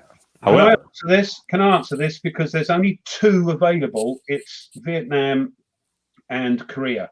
Korea if you've never played before, like India, Pakistan, the standard games do not have any naval stuff in them. So I would say get Korea. However, I've answered this question for Brun, I think. Vietnam has the most up-to-date rules. It's one of my questions. Mm-hmm. If somebody buys Korea and they use those rules, is there much difference between Vietnam? I've got them, so I know the answer, but I've got all yellow. What's happening there? Is there any difference really if somebody buys Korea? Can they play the game? Absolutely. So, the rule. You should always the rules are freely downloadable on the support site, right? If you go to GMT Games, hit the support files, they're there. The latest series rules should be from Vietnam. You can use those in any game in the series. Yeah, and you should always use the advanced play. You can use them for right. And you can download them. If you don't have Vietnam and all you have is X4 Korea, go download the Vietnam rules. You're good. So yes, and then I agree with you, Ruff. I mean, if you were starting out and you had unlimited funds, go find a copy of India, Pakistan, because there's no naval, right? But it unfortunately is out of print. Why aren't they reprinted? Richard Kerr says, will India, Pakistan get reprinted? That's up to GMT. I mean, so the more times you ask them, the better the chance becomes. There you go. Also, what's interesting at gmtgames.com. Right. The interesting thing is that kind of became a real war. It was one of those that Mitch's did, and then all of a sudden, because there was fighting in the Kashmir region between the PRC and the Indians, so with rocks and sticks, but yes, yeah. We didn't have all the fun tools, the fun toys that are in the game, but yes, that's actually one of those next wars that actually became. There was actually some legit fighting going on there. Now, granted, it was all hand to hand and basically. Well, and the whole history of that region. I mean, they've had several wars already. And so what's interesting about it is now they're both nuclear armed. So, yeah, and I think that was down to us as well. Anyway, moving on. I think that was down to us when we segregated the countries. But so I want to make sure, Ruff, did I answer your question? Your other previous one. Which one? Sounded like it. Yes, I think this is a question from Nathan that Ruff interrupted. I would say Korea. Oh yeah. Yeah, so in print games, Korea, because not only the naval stuff is minimized, even in the advanced game, the naval stuff is minimized. There's a few, but standard games, none. Yeah. Correct. So that would probably be the better one to start with. That's what I'm of the ones that are in print. Although even then, the Vietnam, it has the strategic display, but if you're just playing Vietnam, it's limited to the Gulf of Tonkin and the inshore box, basically. The thing with the Vietnam thing, it might put people off because it's a huge map, but that's there because you can incorporate all the other. Correct. It's really made for combined playing of Taiwan and Korea. Yeah. Speaking of Next War Vietnam, we want to give a special shout out to GMT Games for donating a copy of Next War Vietnam for our 2-year anniversary giveaway. So thanks, GMT, for your support of the War Room. Now, back to your regularly scheduled program. Right. Which was about ATS, right? No. We've moved on from that. But this is the new rules for Vietnam are the most up-to-date rules. Series rules, yes. Mm-hmm. Absolutely. So whatever game you've got, if you haven't got Vietnam, go to GMT, download the rules, put them on your old iPod. Correct. So so the latest series rules and the latest advanced play aid, and then you always use the standard play aid that came with the game. Because I'm going to ask the player aids with each game. Do you use the Vietnam ones? The advanced, yes.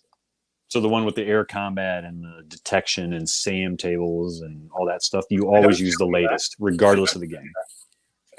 So if you buy Korea, can you get the advanced? Yes, on that same site where you can get the rules. Yep. That's the only thing. See, I'm going to use Vietnam player aids for any game I use. Is that okay? The advanced play aids, yes. Otherwise, no.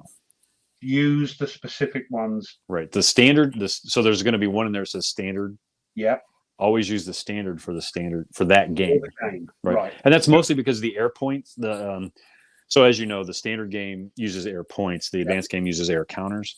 Yeah. The standard game air point table is calibrated to that particular game. Okay. See, they don't tell you this. Mitch, they don't tell you this. Which is why it's great, now we know. Right. So whatever game you're using, use the player aids except the advanced sequence. Correct. You'll use the Vietnam one because that's the most up-to-date one. SOP and the advanced play aid itself. Yeah. The big 11 by 17 fold out. Oh, series of play. Sorry. I'm sorry. Yeah. No, both really. Although other thing, I can't remember if the advanced SOP changed much, but yeah. The other thing is this thing. The Master L, the Mark. What is that? I can't find any blooming thing. You and Kev were talking about it like you knew what you were doing. I didn't know. I think, what is it for? The Master Allied Reinforcement? Yeah. So when you're playing the advanced, well, I guess the campaign standard game has it as well, but there's a little letter code on the side. One says standard, one says advanced. Yes. So if you're playing the standard game, you only take the standard stuff. And if you're playing the advanced game, you only take the advanced stuff. Doesn't this scenario tell you what to take? It does. So the scenario will say, hey, on turn 1, you get A. On turn 2, you get B. On turn 2, you get C and D. So what is this? Just a summary of that? Yes. Right. It's because the scenario just tells you C. So then you use that. Okay, well, what does C mean? Right. C means I get Marines or whatever it is. Whatever it is, yeah. You're right. You're quite right. Yes, U.S. Marines and the Navy. Yeah. Wait. Anybody thought you designed it? But Well, remember, let's go back to the CRS thing. But no, thank you. I couldn't quite get that. But then I'm me. I thought we put a blurb in the Vietnam GSR about it, but maybe not. But you may well have done. Will the reprint of Next War Poland be the original with new rules, errata, and supplements, or will it change in any significant way? Maps. So yes. So the idea is we're going to gang print Next War Poland 2nd edition and Next War Supplement number 3. Supplement number 3 will be an upgrade kit for Next War Poland edition, 1st edition. Right. So if you have 1st edition, all you really need is the supplement. So I don't need to buy the supplement if I've got it on P500, the Poland game. It says it's got different counters in it. Correct. So the counters will low power mode. The counters in the supplement are going to also be in Next War Poland 2nd edition. So I don't need to order it. I can unorder that. If you have 1st edition and the supplement, yes. No, effectively. I'm sorry. I've ordered the new one on P500, so don't. So that's all you need. Well, the supplement will have other things in it as well. That's what I'm saying. They'll have goodies. So it'll have the updated rock order of battle for Next War Korea. It'll have tanker support. It'll have new cyber counters, new cyber rules. What you're saying is other things. I've got to blooming order it. That's what you're saying. Right. Yes, he said you do have to order it. I did. Right. Okay. I'm gonna have to plug you. Oh, one more question, and then it's freebies. MBT. I know you like MBT, and it's going to be my first look at that. They have standard rules and advanced rules. You can plop in advanced rules as you go. Is that correct with MBT? I think you can. I think you plop in the ones you want. The advanced rules. Why can't we do that with Next War? Why do I have to play a 14-turn blooming scenario? I want to plop in stuff and play a nice little short game. Why can't I do that, Mitch? Tell me. Oh, I mean, you could. Tell me how to do that. Part of it is they're designed to kind of. I know. I'm being a bit daft. I just wish there was a way I could sort of ease them in one at a time. Into the advanced scenarios. Can we do that? Right. No.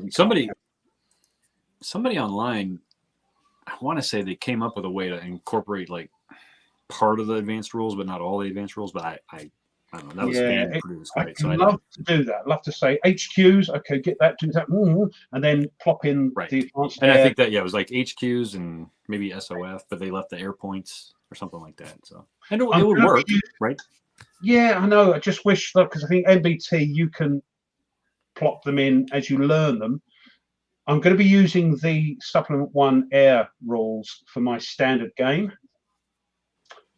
A guy in Poland, the same guy in Poland, has done that. So rather than being a bit abstract, you can use those Supplement 1 rules for the aircraft in standard games. I know they're not designed for that, and it may unbalance them, but I'm going to do that. That's part of the problem.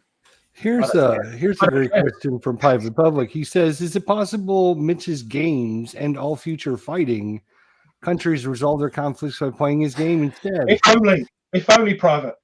If they could resolve it that way, I'm happy. And then have cake. That'd be wonderful.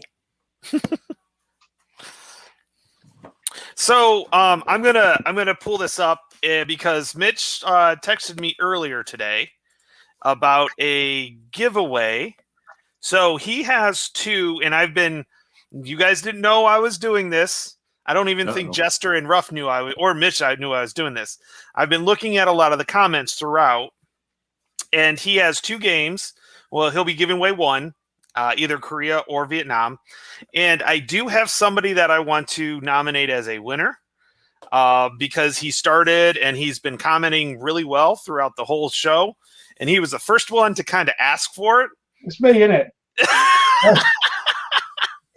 And that is actually, if you go all the way back to the beginning, Braun de Brock said he wanted Next War Korea. Well done, Braun. So if you look down, he says, I want Next War Korea, and he's been offering it through. So I definitely want Next War Korea. And that jumped out at me. And throughout the whole show, he's been putting good comments in. So I would like to nominate Braun for the Next War Korea. He's one of my subscribers. He's great. He comments all the time. Wonderful. Well done, Braun. Braun, you have won yourself a free copy of Next War Korea. Second edition. Neil. That one with the white lettering. Wow. Send your address to Jester. Send your address to me, and I'll forward it on to Mitch. You can. I think it's across my way. That's the only prob. Oh, Mitch said he didn't care, so that's what DHL is for. Okay. Well done, Braun. So he's always been on our show, and I wanted to, he didn't get a game last week. We kind of threw those. Hey, Steele's in, Stone's in, Clay Stones. Hey, Steel, how you doing, buddy? Good to see you. I put my email in the chat. I thought I did. Yeah, I did. It's coming up. Yeah. So email me, and I'll get a hold of Mitch, and I'll send him your address. So congratulations, Braun de Brock. Well done. Congratulations. Bill, stop going on about Goss. I'm starting to look at your videos. Stop it. Proper games. We're going to be wrapping up. If you have any last minute questions, we're going to start wrapping up things. We got a lot to kind of talk about as we exit out this week. Friendly reminder, if you guys have won a game from last week, we got a couple of those in just the other day, so I'll get these out to you guys next week. We're still waiting on some of them to get shipped to us, so be patient with me, and I'll try to notify you when I receive the game. So again, I want to give a big shout out to Herman Lutman, Mike Berticelli. Every time you say that, we get a downvote. You know that. GMT Games, Flying Pig Games, good.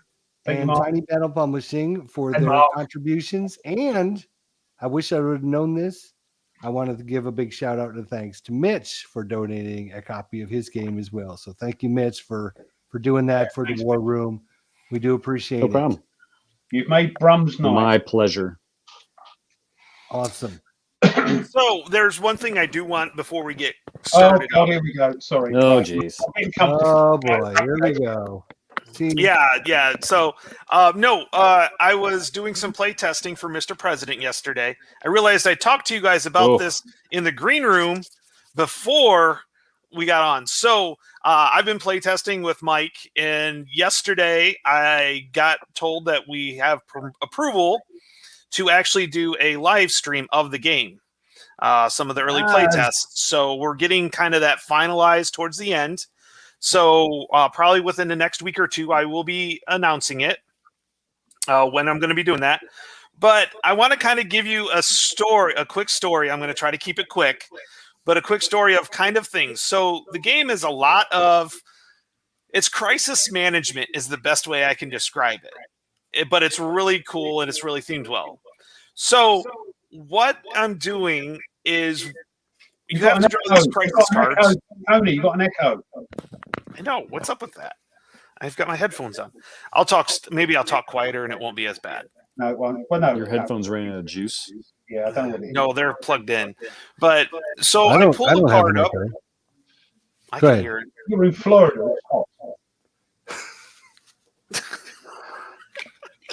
Anyway, so you pull a card, you pull these crisis cards, and they have events on them. So one of the event I had was there was a terrorist event in Southeast Asia, and I had to send a special ops over to Southeast Asia. Well, it's not like you have extra stuff sitting around that I can send. You have to move it from one place to another. Okay? So even with one thing here, you got to move it. Oh, right. Okay. So I said, okay, well, Central America looks pretty lame and nothing's going on. So I'm going to pull my special ops from Central America and put it in Asia. Quiet, not lame, quiet. Yeah, it's all jumbled. Quiet. Yeah, quiet. So I'm like, okay, not too many terror groups. Things just seem pretty quiet. I pull up another card. It's a domestic thing that goes crazy, and I have to deal with it on the domestic side.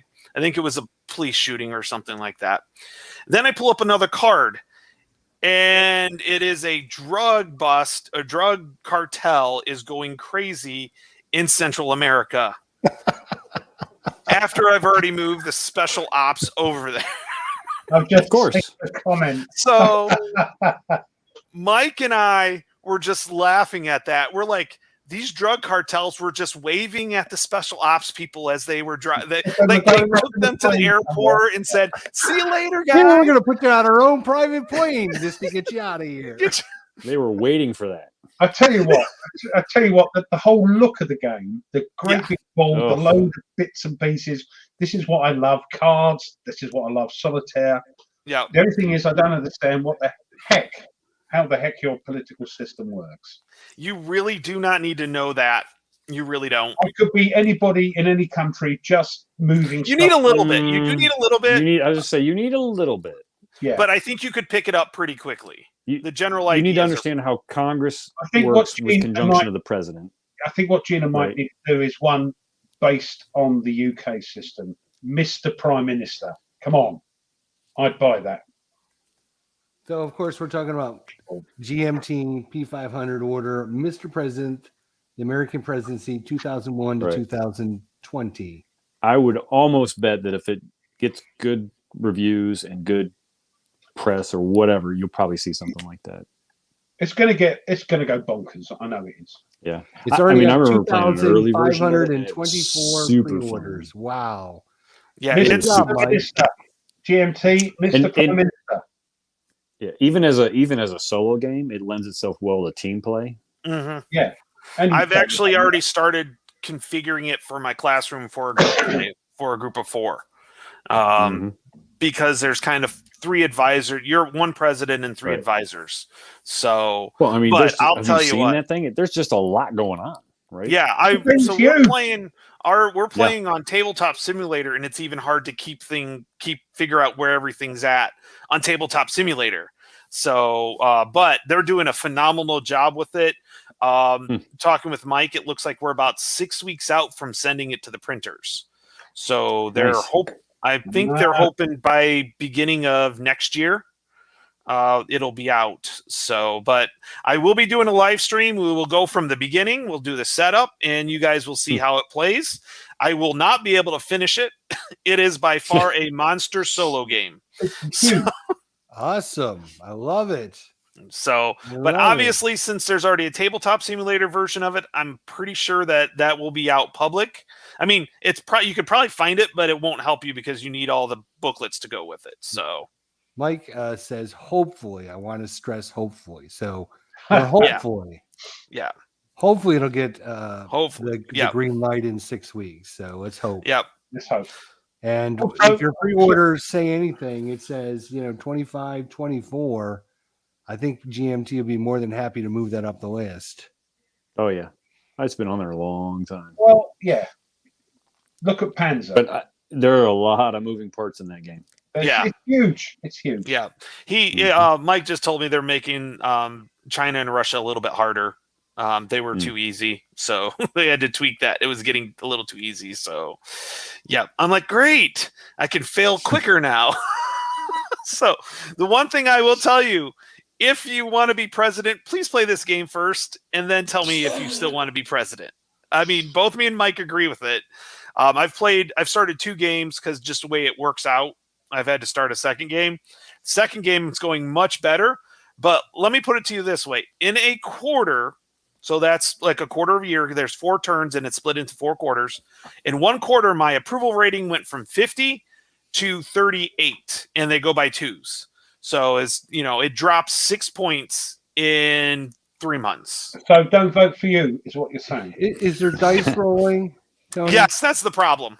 That's right. That's right. You're gonna blame it on the dice. I knew he was going to. Tony's rolling dice, so I mean, Yeah, even with gravity dice, he's crud. So, Gene, Mike, Prime Minister. We don't call him Mr. Prime Minister. It's just Prime Minister. Okay, just Prime Minister. Yeah, just Mr. Prime Minister. just so you know. Yeah, Right. because they've had female prime ministers. So Yeah. All right. Well, again, we're trying to wind things up. Ruff, you got your show tomorrow with Blue Tweezers. You guys doing something? As far as I know, he's still poor old soul. He's trying to teach me the old great battles of the American Civil War. Actually, I've caught him on the hop there. I've done things that no other sort of tactician would do. And it's paid off. Even Stigler went, my goodness, he's yes, what a good it was a good exciting turn last week. So a little bit of that. Oh, charming. Blue Tweezers. Yep. Blue So, Tweezers channel tomorrow at what, 4, right? Or no? What time you guys run out there? We play at proper time. It's 8 p.m. British summer that's time. 3 our time. 3 You Eastern. guys go back next week, don't you? Next weekend, yes. Next No. Saturday night. Yes, next Saturday night. We'll be normal next week. We'll be normal next week because we So it won't. goes back like ours at sort of like 2 in the morning sort of thing, does it? Mm-hmm. Yeah. So yes, tomorrow we're playing. If you guys, Tony, Mitch, if you guys want to post stuff on our ComSim World and on our Facebook channel We need to about do that. the podcasts and stuff and get some interest going, feel free to use our groups there if you want to Cool. post anything. So people, and then of course post your links so they can come over and see your stuff as well. Awesome. Anything going on with you, Mitch, this week? Not really. No, nothing. Tony, what about you, man? I have a special video tomorrow. 2 videos tomorrow for a game. Yes, Right. I haven't told anybody, but it's Halloween theme. It's not a war game, but it'll be fun. I had a good time. Dice rolling was involved, so you can assume I lost. And there's not much dice rolling in this game, so that tells you. But it's a fun game. It's Halloween themed. So first will be released about 8 a.m. The other one will be 3 p.m. Proper time here. Not that crazy European time. So that's Central. Yeah, Central would be 7 and 2. That's not proper time either. So Eastern Standard Time. We got it. And then I am doing North Africa November. I will continue my case screenplay. I'm really enjoying that. That's kind of I thought I had some good tactics, and then I looked at the supply rules, and they're not as good as I thought they were because things get out of supply pretty quickly. So that'll be interesting. You basically have to attack the Czechs in their forts at like 1 to 3 or 1 to 2. So it's kind of interesting to see how that works out. I'm looking forward to that. But yes, North Africa November. And so I'll be posting a video probably Monday, all the games that I'll be playing that have a North Africa theme, not particularly World War II. And there is a particular commander game, which I will not mention, but I will be using the North Africa on that one.